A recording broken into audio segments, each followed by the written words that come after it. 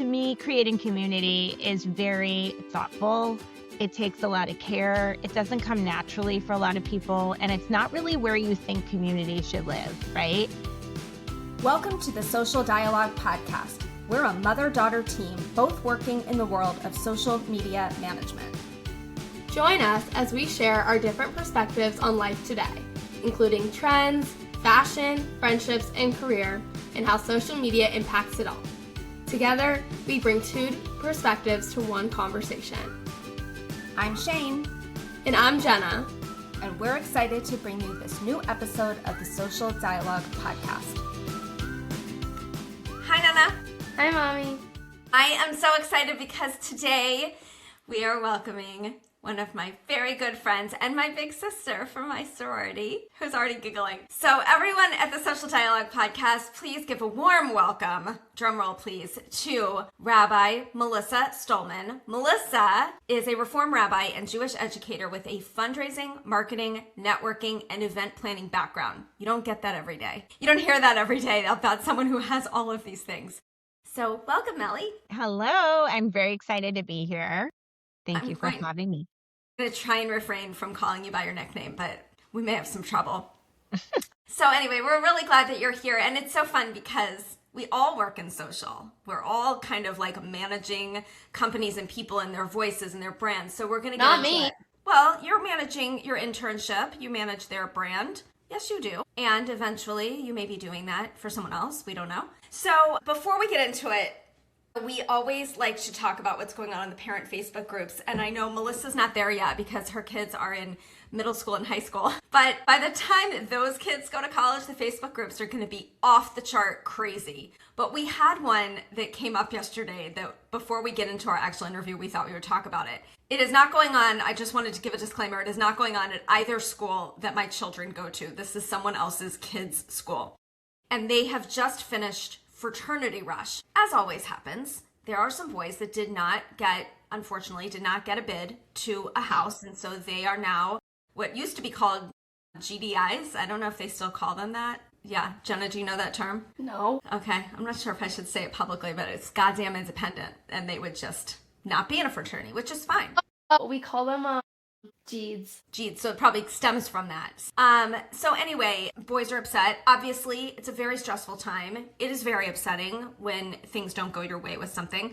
But what has happened at the school is that the parents have been making phone calls to the administration. And Melissa was sorority chapter president, so she knows fully that the university doesn't really have a lot of jurisdiction over things like rush in fraternities. And so the parents are calling, and the things, I don't have a clue if this is what used to go on when like people our age went through fraternity rush, but I do know that it is common practice today that if you are a boy and you are rushing a house and it doesn't look like it's going to be a good fit, that the boys in the house let you know this isn't going to happen for you. And the benefit of that is now you've got the rest of rush week to go to some other house and find a different place that might be your home. Well, parents are not happy that someone told their son they're not getting a bid, and they have called the administration. The administration has called that particular fraternity, and now that young man has been blackballed, and he's not getting in any house. So by the parent getting too involved, they've screwed over their son. So that is, that's not a crazy Facebook group thing, but this actually happened, and it's just too bad that parents are so involved. Any thoughts? You know who you need to really have on here is David Stollman, who does this for a living. That's a great idea. We should have David Stollman on. Yeah. Because We should have tag team this. Yeah, we could have had you on as a couple. We're never in the same place at the same time, Jenna. So that's like, it's hard to know if we're not the same person and then we just change our appearances. But he's at a conference right now. But this is what he does all day is work with students in fraternities and sororities. So yeah, he would probably have a lot to say about it, but yeah, it is. It's a trying time. We know it's a numbers game. We know more girls and boys are going through rush than ever before. So there are people not getting bids, and it's sad and it's unfortunate, and we know that. And I wish there was a better way for it to all work out. So, but there's nothing you can do as a parent. All you can do is sit on the phone and cry with your kid. Like, you cannot call the school and try to fix it. It's not fixable. And you're not teaching resilience, right? Correct. Like, it's not really, at the end of the day, you got to try to frustrate your kid and get them a few disappointments along the way so that when they're independent, they can manage them the way that they need to. Right. Which is obviously hard, but Yes. I also think it's hard for different generation parents than, Yeah. All right. So All right. So Melissa, we really want to dig into you because we met when I was a freshman in college. It was 1991 when you became my big sister. When the cavemen roamed the earth and the dinosaurs were free. before all the good things were invented and there's no photo record of anything. There's no photo record. I believe you, but I don't know. So Melissa became my big sister, and then Melissa was, the definition of our sorority house. She was president. She ran the Seder. She was out on campus representing our house. But you don't understand. I didn't become her big sister. What happened was I trolled her to become her big sister. I kind of saw her early in the game and was like, I want that one. And I wouldn't say I was her first pick, but my big sister was in charge of this process, and my big sister, shout out to her, that she loved me so much. She did me a solid. Yeah. Well, and I didn't have any, I remember putting my list together and I was like, I didn't have anyone that I was like, it has to be this person. So then I got Melissa and I said to Pammy, I got that girl that sings all the time. But it worked out and we had so much fun together. And even after Melissa graduated, she worked for AFI. She traveled around the country as a tech, and then she came back to visit, I remember. And by then I was 21 and we could go out, and it was just really fun. And through the years, we've been in each other's weddings. We just have a lot of memories. So my memories of Melissa were that she was always doing a million things. She was not just involved in AFI, but you were involved on campus. You had a million things. You had a job at Victoria's Secret. 3 jobs in college. I don't even think you realize. What else did you do? You had something on campus and Victoria's Secret. And you were president. At the religious school teaching music in Gainesville. I worked at Victoria's Secret, and then I worked at A+ Notes, typing my notes because I was a good student, and I got paid to type my notes up. Right. Yeah, you were a good student. I was not. But over the years, that theme has kind of stuck with you. You always have multitasked. You've always reinvented yourself. You've done a million things. So we lived in New York at the same time. We were both working in an MLM that was scrapbooking. We were selling creative memory stuff on the side of our real jobs. You had gotten a master's after college, but then you went to rabbinical school years later, right after you got married, right? You didn't even first year on here.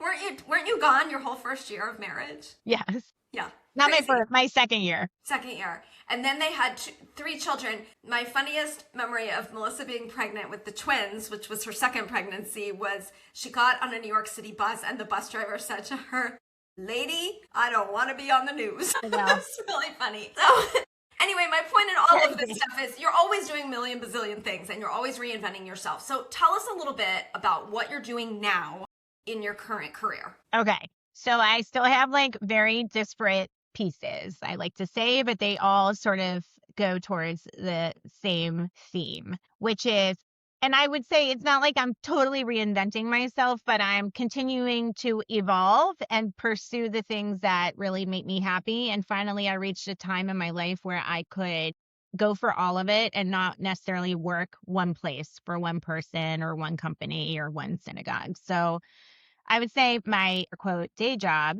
is that I do marketing and consulting for synagogues, several, and they're not, everyone thinks when I do it, they're very small, or they're here where I live in Florida, and they're not, they're around the country. Some are, up to 2,000 family units, and some are down to 200 units.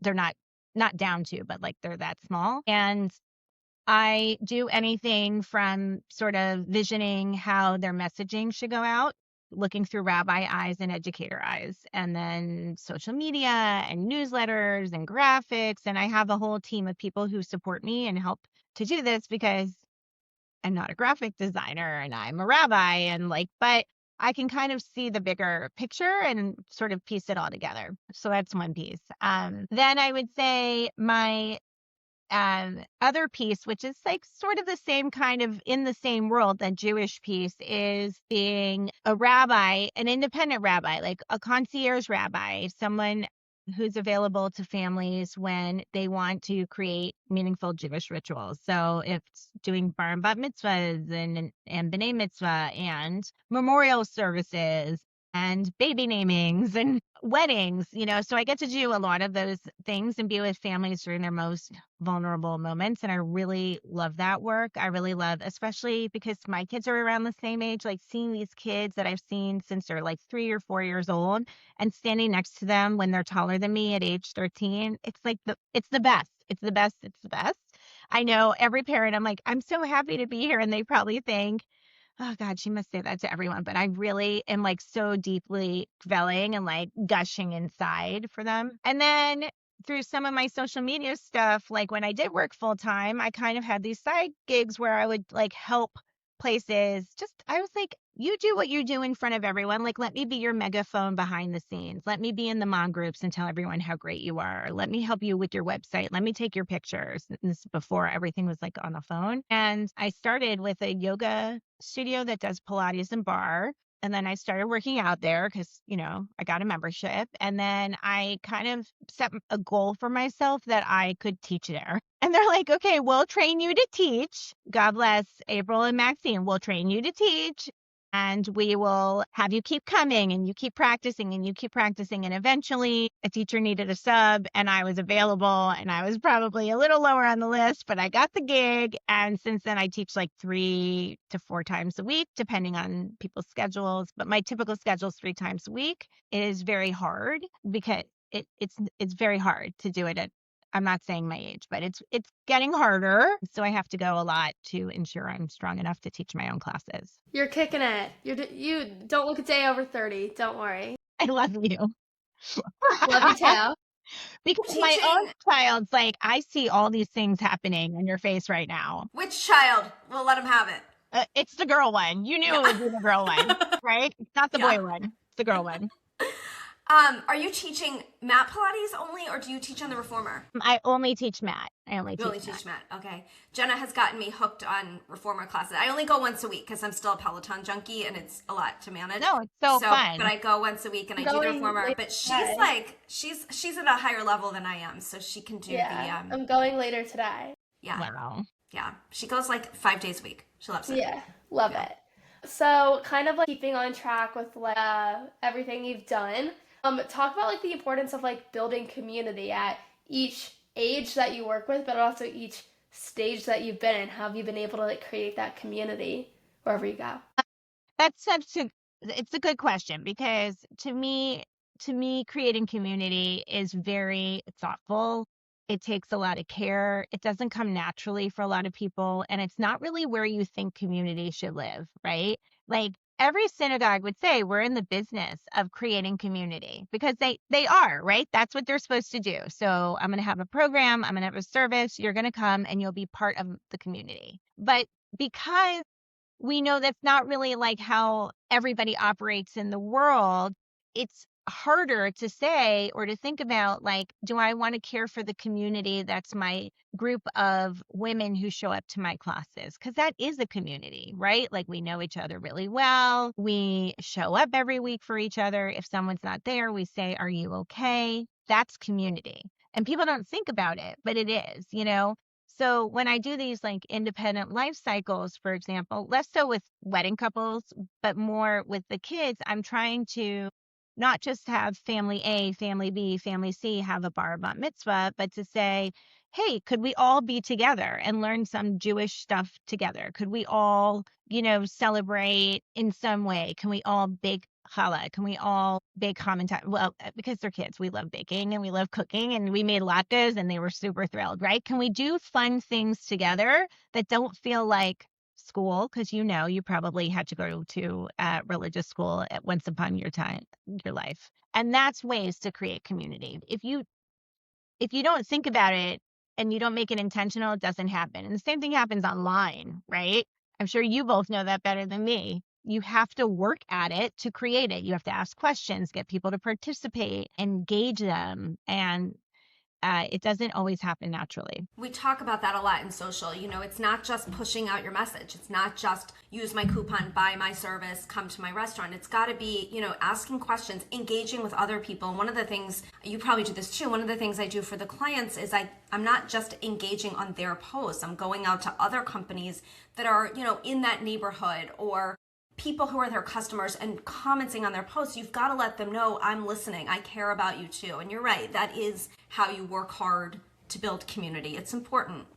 You're working in an industry, in your social media life right now, you're working in an industry that historically doesn't really know how to market itself. I think for generations, they were kind of like, you join the synagogue and here we go. And now they've got to kind of like tell people, here's what we do for you. Here's the kind of community you can expect. And I know, I'm sure it's not like this in Florida because there's so many people there, but like here in Louisville, there's some challenges with the synagogues, and we currently don't belong anywhere because which is weird because my kids were 5th generation at our synagogue, but like the communities were not hitting the spot. They have to work a little harder, and it affects this is a business. It affects their bottom line. They have to get enough people who are willing to pay for membership to keep supporting their physical buildings or whatever it may be. And to your point, you've got a lot of people who I'm assuming don't belong to congregations, and that's why they hire you for their life cycle events. And I have something to say. Yes. I told mom this, Melly. I want you to be my rabbi at my wedding. I'm there. I won't even charge you. Thanks. I should have asked you that, but I didn't think it was necessary to ask. I'm just telling you, you're gonna be my rabbi at my wedding. I'm already crying. That please do not make me wear a bronze dress. That's dress. You didn't like the dresses? They were so pretty. No, I actually think I did, and I actually think I wore yours after. Did you really? Not with the thing or this part. Yeah. Yeah. Anyway, you were at my wedding. You might have. Right? Were you pregnant then? I don't think so. I think I was between pregnancies. I think I had miscarried and then we were there. I'm pretty sure. Yeah. The only dress I think I ever wore again was Sherry Singer's, but I cut it off and wore it as Audrey Hepburn for Halloween. So anyway, sorry, that's my side tangent, but I had to put that in there. I think the podcast would like to hear that. Do you have an announcement to make? No, the announcement is that Melissa is going to be the rabbi at my wedding. That's the announcement. Okay. Rabbi set. When mom was pregnant and I went to visit, I don't know why. I think I just went to go visit, right? Or I had a conference. No, you had a conference in Cincinnati and you came to visit me. I went to visit. She made fun of me, but she also was pretty big and had a hard time reaching the steering wheel, and I was a little nervous. And I was like, do you know what you're having? Yes. I was like, what's her name? What's it going to be? Well, it has to be a J. And I guessed Jenna right away. And she's like, I am not telling anyone. And when she named you Jenna, I was like, I got it. I know her so well. Yeah, we're alike. You have no idea. Sometimes I am convinced that she actually came out of you. Like, her mannerisms, the way she says things, and honestly, the way the two of you think about group projects in college, it's like the same person. Projects are stupid. I hate them. Yes, she does too. She hates them. Hate them. I like working with competent people, but when it comes to group projects, no. Yeah. Okay, sorry, I completely interrupted your question. I just had to put that in there. Now. Oh, about my multitasking? Yeah, about your multitasking. And so, you have a lot to do. And you said, at our age, it's hard to do all of this stuff. And you've got one of your jobs is physical. How do you do it? Are you, addicted to your calendar? How do you make all of this work? Plus, let's not forget, you've got 2 kids and none of them drive yet. Am I right? Or does the oldest drive yet? No. We have 3 kids. No one drives. Right. But I can fleet them around town and hope someone will bring them back. I live in a small town. I taught my child, the oldest one, how to use some public transportation, and he actually has not complained. So that's how you raise independent children. There you go. Right. Yeah. I know. So, my whole life, probably since college and beyond, everyone used to make fun of me for doing a million things. Like what you call multitasking, they would say I'm very unfocused, or I can't pick one thing, or people would rag on me about it all the time. I have come to learn that not only is it my superpower because my energy to do that stuff hasn't shifted that much. My physical, like, can I physically work out and keep up with someone like your age is harder, right?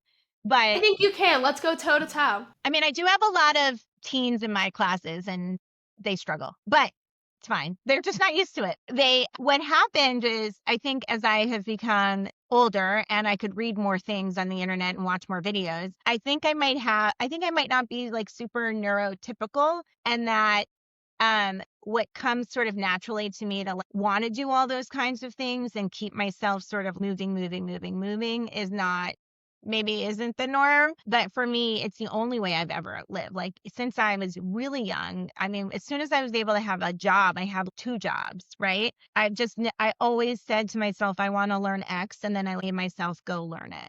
Now, it's hard to juggle because I haven't learned how to extend the day by more hours. And most people work during the same condensed time. And like, something I learned when I became a parent, when I went from 1 to 3, was like, I still had to do the same amount of stuff. Or I had 3 people, so the work tripled, but I only had the same hour and a half to get it done. And that was really hard, right? Like, between 5 and 6:30 or whatever, I had to bathe 3 humans and feed 3 humans, and that got really hard. And so, like, if you ask me, like, how do I do it now? I mean, partially you surround yourself with some good people who help you. I use AI tools like they're my best friend, and I don't just use like ChatGPT. I'm talking like a whole calendar management. And then I watch their videos on how they're producing their AI and what they're doing and what they're building, or I'll go on their Zooms so that I'm a super user for them, like when they kick off a new thing. And I'm happy to tell you, like, all the platforms I'm like obsessed with, but I've had to get some things to work for me. And I'm also trying to teach 3 kids some stuff to help me. You know, if they're sitting here for 30 minutes with nothing to do, I like open up a screen and I was like, hey, can you resize these graphics, or can you upload these documents into a media file? Like, you know, can you make a reel? I don't make great reels. But my 12-year-old, she can make really good reels. I'm like, hand her my phone. I'm like, all the videos there and make a reel. So that's sort of how I've called, it's time deepening. I think did you take that class in college, that one where it was like, they talked about like multitasking was a farce, but you can time deepen. It was like I don't remember. It was like a sport. Was it called personal growth? I took a class called personal Something growth. like that. And they talked about the importance of sleep. And I'm like, if sleep is so important, why do I have to sit through this class? I remember it was like such a crazy, like clearly check off a box class, but I probably remember more from that class than the rest of my 4 years at school. So they talked about how do you get the most out of the minutes you have, and by using resources. So that's sort of like how I do the delicate dance. By the end of the day, I'm fully tired and burnt. Same. Like, I feel like the world, last night by 8:30, I said to my kids, I'm like, you know what? I'm like tired and hungry too. And like my battery's just drained, and everyone go feed themselves and we'll regroup in a little bit. Yeah. Plus you have a husband who's traveling all the time. So it's not like he's there to be like, let me cook dinner. So yeah, it's hard. I get that. I live the same, but now I don't have the children to feed.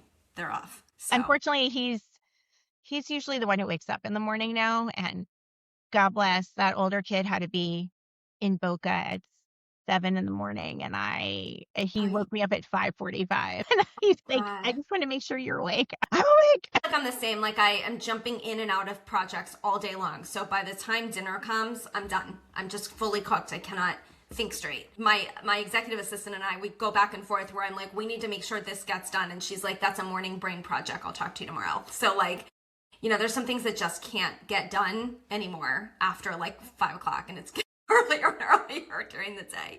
Unfortunately for me, I'm the opposite. Things can't get done before a certain time, and then like I could do that until like 10 p.m. But then like 10 p.m. I like need to put on a TV show and I'll be done. Yeah. Well, we were probably like that in college as well. I mean, Melissa and I, we were up late in that sorority house, and we had a lot of nights of hairbrush microphone singing to the Go-Go's. And pizza. And pizza. We had a lot of pizza. Yeah. So now I get to teach classes, pick my own playlists, and sing in their faces, and they're a captive audience. Yeah. And same thing when I'm a rabbi. I'm standing there and I am there to sing in your face. I mean, can you imagine? I found a job where people actually pay me to do that. I love it.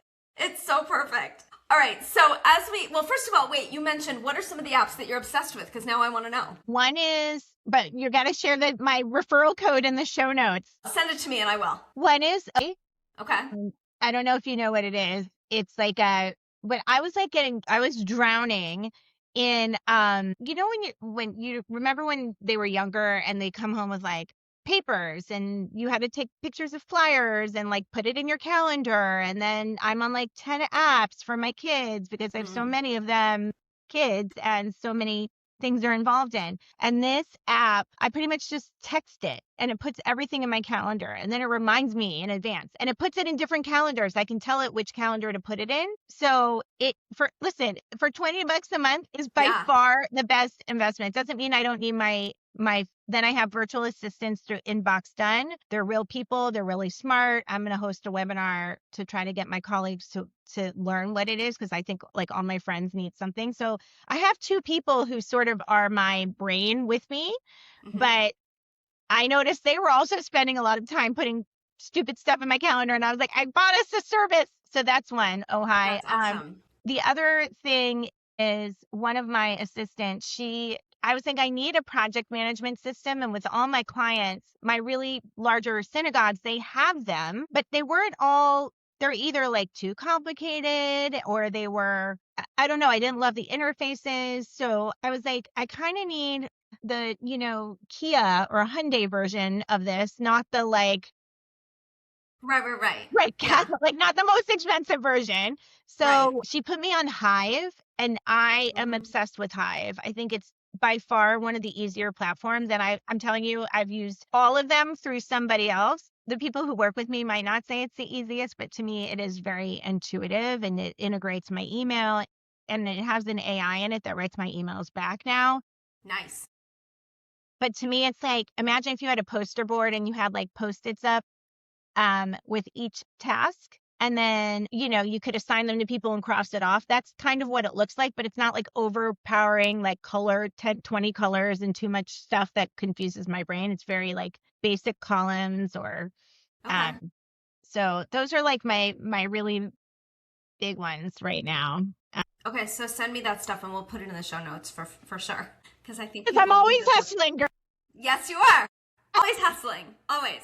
All right. So as we turn toward the end, I can't believe it's already been like half an hour. This is great. Tell us your top tips and advice for Jenna because she has a few more months in college and then off she goes to a city, either Chicago or New York. We'll see. She's networking a lot right now. She's doing everything she's supposed to be doing at this stage. But, she hasn't applied to anything yet because it's a little early for her industry. But what advice do you have for her as she finishes up senior year of college? So I have listened to a few other people give you their advice. Not everybody, but these are things that I don't know if your mom really wants to hear, but you just need your You just need your first job. Won't be your last job. You just need a job. That will get you the next one. So that's one thing. Like, do not obsess and stress to find the perfect thing. Get you something that pays you enough money so you can live the life you want to live to a point. I'm sure you want to live a better life. But yeah, let's be reasonable. So you can feed yourself, keep a roof over your head, right? Get from place to place. And then from there, learn what you need to learn and then move on. There are very few jobs I had in my life that lasted more than 3 to 4 years, but I left all of them in ways where I boomeranged back a couple times with some places, or I still have relationships with all my former supervisors and everything. So that's the other thing. Whatever you do, relationships are key and matter over everything else because you don't know when those people will still be in your life later. And if I couldn't have dreamt that the people I met traveling for AFI are still in my life as colleagues, as people I see at work, all these kinds of things. The last thing I would tell you is it's actually something my mom said to me when I went back to school to become a rabbi. And I was like, should I stay in school an extra year and get another master's? Because, you get paid no extra money for 3 masters versus 2, but some reason I needed it. And she was kind of like, you're going to be a year older anyway. Like, just do it. So I've sort of lived that philosophy until someone says, no, you really can't do something. To me, every no is an opportunity to ask a different way or a way for me to work on myself to get better. So those are my pieces of advice to you. You know, if you one day down the road, you're like, I don't really want to do that, go for it. Because you know what? Time is not stopping for you. Go pursue what you want to do. I love that. That's great advice. And shout out to Aunt Phyllis while we're at it. Thank you for being part of the Social Dialogue podcast. You've been a part of my life now for like 35 years, I think, something like that. And I am convinced that I gave birth to your twin here. She's so much like you. You have no idea. She's so much like you. And I love it. She can't sing though. There is that. Yeah, I can't sing. She can't sing. Start working on it. Mm-hmm. Some would argue I can't really sing either. I just love to sing. I love that you love to sing, and I love your singing. Yeah. What I found really fun was when we went to the AFI reunion, it was like the Melissa show. Melissa taught the Pilates class that we did in the house, where we were like shooing all the girls that lived there out of the living room. We're like, this is our house. Get out. Melissa's teaching us. And then later that night, she ran the program and sang up on the stage where we had the whole I forgot about the evening program. Yeah. So it was like the Melissa show, and it was really fun. So, and it was also, we did something at Hillel, and you were in charge of that as well. So anyway. The resident Jewish person. Yes. Since we were younger. I love it. That's why I was like, do you know me? I ran the Seder. And do you remember that game? What was the name of that game that we played on Zoom during COVID? The Jewish geography game. What was it called? It started off. Who Knows One. It turned into Who Knows One. Right. Yeah. No, I was right. Who Knows One. It was started by Micah Hart, and he and you were like a super connector. Correct, because people kept calling me in, not just me, there's a few of us, and he was like, I have to give you a title and make rules that you're not allowed to play anymore. Because once I got called in, I was like, oh, I know that person. Right. Because she knew everybody. Yeah. I mean, if you put me and Melissa on a game show of Jewish geography, we win. Hands down. It wouldn't even be a competition. No. I'm always like, oh, you went to Blue Star? Do you know the show? Okay, well, I'm Melly, hungry. Thank you. Okay, wait, I have to stop it so it can upload. Melly, thank you for joining us. Thank you. I love my big sister. Thanks for joining us on the Social Dialogue podcast. If you liked today's conversation, be sure to leave us a 5-star rating and a review and share it with a friend. Keep the dialogue going with us on social. Find us on Instagram, TikTok, Facebook, and YouTube. I'm Shane. And I'm Jenna. Thanks for listening.